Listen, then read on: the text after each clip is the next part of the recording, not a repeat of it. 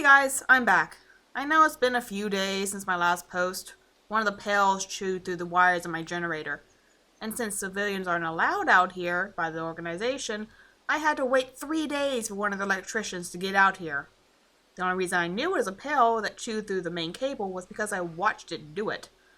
I had hoped it would electrocute itself, but I forgot the part where that was the only source of power to my house, since the Chosen has stolen my backup.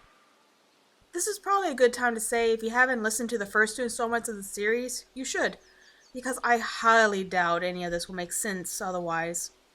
They aren't long, and I'll link them below. Back to the regularly scheduled programming.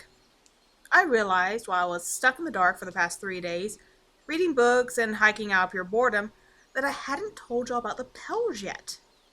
They suck. But they're kind of funny once you figure them out. I've seen them on quite a few occasions on the property. Pales are white humanoids that crawl on the ground on all fours, usually dragging their bellies and using the same motion that Spider-Man uses to climb walls.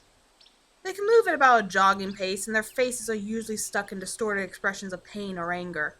And boy, are they stupid as all hell. Let me tell you about the first time I saw one. I was already been living here for about 7 months, I think, so I was becoming familiar with the weird shit that calls this place home. I was out hiking with some of my trails, kind of halfway looking for weird shit, halfway minding my own business, when suddenly I hear what sounds like a baseball player sliding through the leaves of the forest floor, trying to reach home plate ahead of me. Only the sliding didn't stop, and it was coming straight toward me. I prepared myself by taking out my trusty Bear Grylls survival knife and entering what I would describe as a aggressive stance. Felt pretty badass, not gonna lie. Expecting some creature to come barreling out of the bushes in front of me, and I was a little shocked to see a butt-naked man with super pale skin dragging itself out from under a bush on its stomach. What is it with fucking naked dudes on my land? Can I get one pretty woman at least, once? Anyway. After I get done being flabbergasted and became aware of my surroundings again, I became aware that the dude was almost on me and was reaching out for my leg. So I jumped on his back. And it worked like a fucking charm! This little bastard didn't have superhuman strength like some of the other things out here, so when I landed on his back, it couldn't do anything but sit there and flop its legs and arms around like a fish. At this point, I'm on the verge of tears. It hears me laughing and tries to turn its head and spit on me, which it can't do, and that made me actually start cry-laughing. I fell off of it at this point, and the creature quickly turned around and locked its teeth on the toe of my left boot.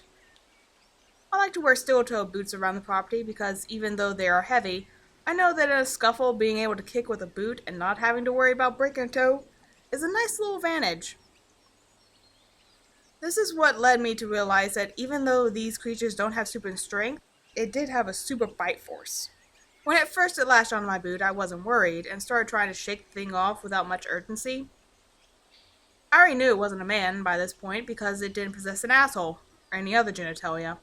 But I got a little worried when I noticed that the end of my boot started changing shape as the steel in the end started to bend. I then said out loud, "If you don't stop right now, I'm going to stab you in the head, you little shit." It paused, as if debating on the decision, and then slowly started biting down again, while his eyes looked up at me as if trying to call my bluff. I wasn't bluffing. A few seconds later, the thing is frantically clawing its way back to the forest with my favorite Bear Grylls survival knife still in the back of its stupid fucking head. Nobody likes a thief. Got back home fine, but I had to replace my favorite knife and get a new pair of boots. So it was a pretty shitty hike. It was the next time I saw one when I figured out that their biggest fear, and it is so stupid.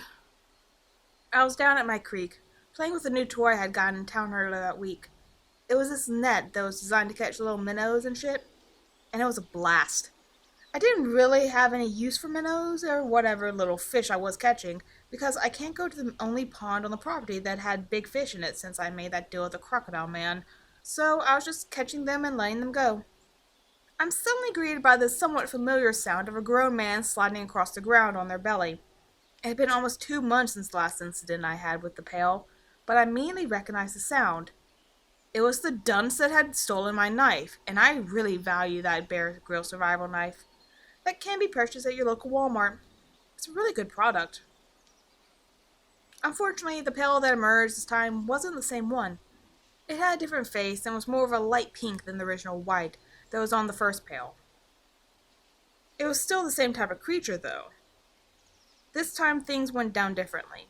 As it tore into the clearing that I was in, it was about 30 feet from me, it froze, with its eyes wide. As it had torn through the bush, I had already been facing its direction, holding the net spread out to my side the same way a bullfighter holds a red cape, since I was preparing to throw the net into the creek. The pail's eyes were switching between looking at the net and looking at me. So I looked at the net and back to him. Then it clicked. No way! I giggled to myself as I started to catch on to what was happening. I took advantage of my suspicion and started running and frailing the net around at the pail, and it freaked the fuck out. It actually rolled over trying to turn too fast as it spun around and took off into the woods. I then started wheeze laughing so I fell to the ground, with tears running down my face. This fucking thing could bite through steel, but it's terrified of a nylon net. I know this might not be funny to some, because I have a twisted sense of humor, but it made my week. Long story short, I keep the little net in my hiking bag every time I go out now, and every pail I've come across is utterly mindfucked by the sight of it. Good times, man. Wish all the things around here were that easy to deal with. On another note, I got an email from an organization asking me about the Kalek that the lady in the tree claimed that I killed in the last post. They wanted to know if I had disposed of the body and if they could come and retrieve the remains from the woods if I had just left it. Then they said something that caught me off guard. When I said something about me having to check with the program that put me out here, they responded with, "We are the parent organization of that program," and proceeded to give me my own address as well as details about my former life that only the program should have known about. In all seriousness, I have a dark past and haven't always been a great guy. But I'm done with that shit, and it pissed me off that they would even bring it up. I responded with a simple, "Fine, but don't bring that shit up again," and blocked the emailer. No one has shown up yet, but I guess we'll see what happens. On a good note, I haven't seen Skinny in a couple weeks, so that's nice. See y'all next time, and feel free to leave your questions in the comments. And if you have any ideas what these pails actually are, or what a Kalek is, please tell me. If any of you are good with research stuff, I would appreciate it. Talk to y'all again soon.